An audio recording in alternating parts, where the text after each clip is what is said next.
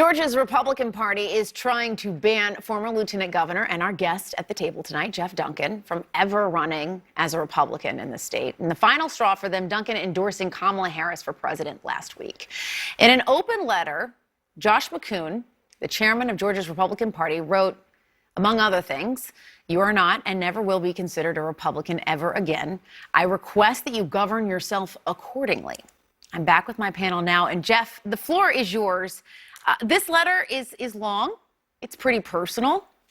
It talks about my minor league baseball career. It does. It talks about your minor league baseball career. It goes back some. What were your thoughts?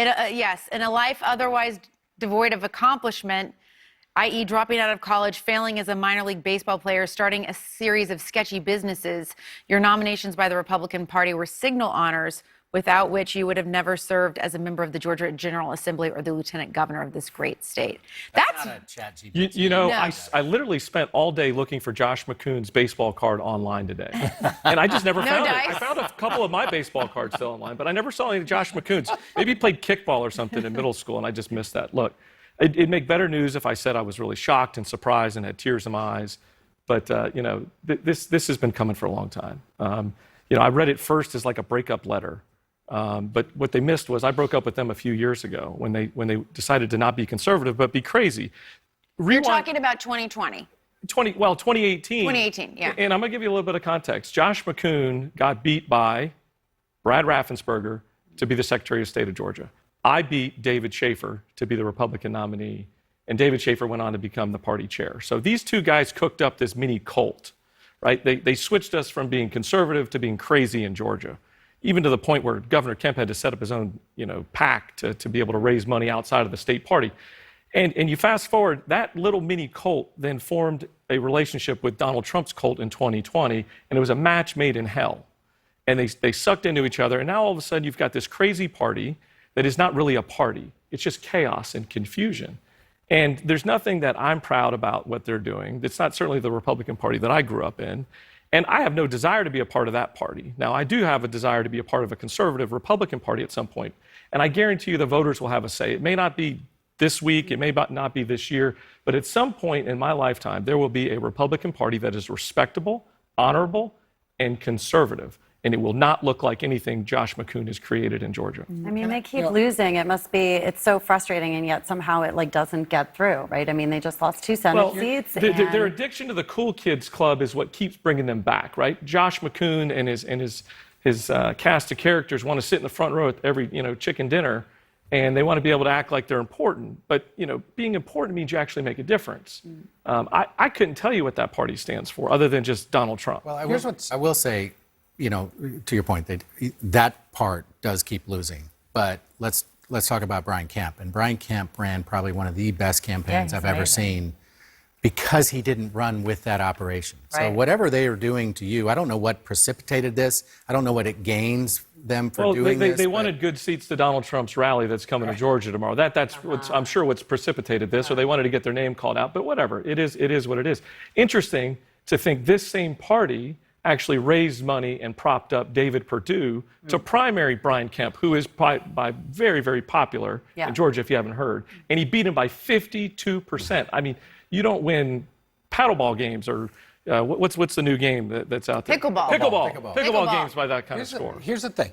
There were 28,000, 30,000 people in Georgia who voted Republican down ticket, but didn't vote for Donald Trump at the top of the ticket, right?